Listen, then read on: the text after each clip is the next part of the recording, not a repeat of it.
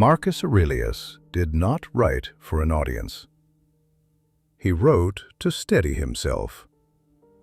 His thoughts were not advice for others, but reminders meant to keep his own mind clear in the middle of responsibility, power, and pressure. That is why they still feel honest. Marcus lived at the center of influence, yet his writing turns inward, not toward escape, but toward grounding. He understood something quietly important. Life becomes unstable when the mind loses its balance.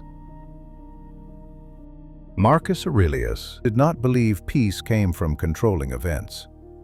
He believed it came from understanding where control actually ends. He returned to this idea again and again. You have power over your mind, not over external circumstances. That distinction was his anchor. Most inner conflict begins when this boundary is ignored. We attempt to manage outcomes, opinions, other people's behavior. And when those attempts fail, frustration follows. Not because life resisted us, but because we demanded what life could not give. Marcus did not advise withdrawal. He advised accuracy.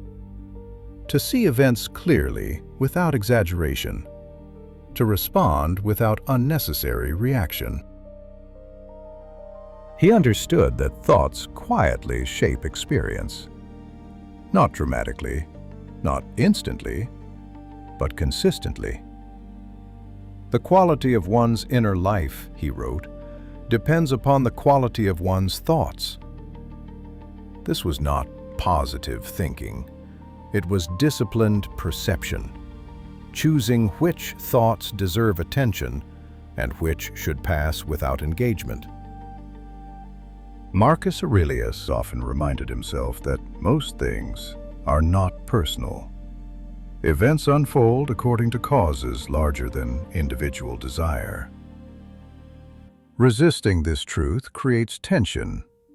Accepting it creates space.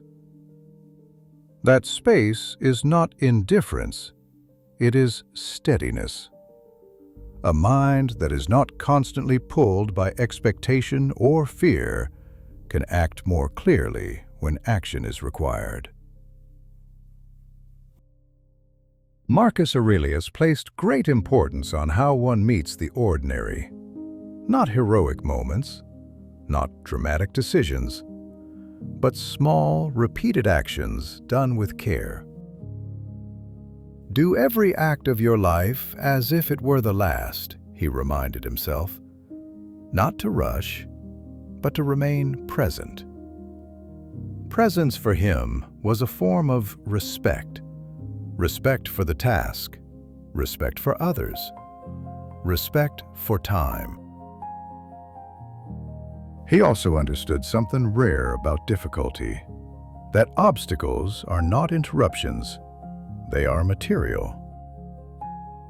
What stands in the way becomes the way, if met without resentment. This perspective transforms hardship, not by denying discomfort, but by removing resistance to it. Energy once spent complaining can be redirected toward effort and understanding. Marcus did not seek admiration. He sought alignment. Alignment between thought, action, and character. He believed character is revealed not by intention, but by response. How one reacts when plans collapse, when expectations fail, when recognition does not arrive. In this sense, Marcus Aurelius wrote less about power and more about humility. Not weakness, but clarity about one's place within a larger order. His writings remain valuable because they do not promise escape. They offer orientation. a way to remain balanced inside uncertainty. He understood that calm is not the absence of pressure. It is the ability to remain internally ordered while pressure exists. This is the quiet strength Stoicism points toward. Not dominance, not control over others, but steadiness of mind in the middle of life as it is. That steadiness is not inherited.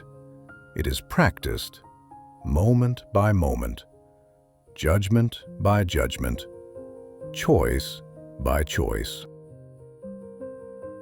Marcus Aurelius did not leave behind rules to follow. He left reminders to return to clarity when the mind begins to drift. And perhaps that is why his thoughts still matter. They do not tell us what to become. They remind us how to remain centered while becoming. Marcus Aurelius did not leave behind rules to follow. He left reminders to return to clarity when the mind begins to drift. And perhaps that is why his thoughts still matter. They do not tell us what to become.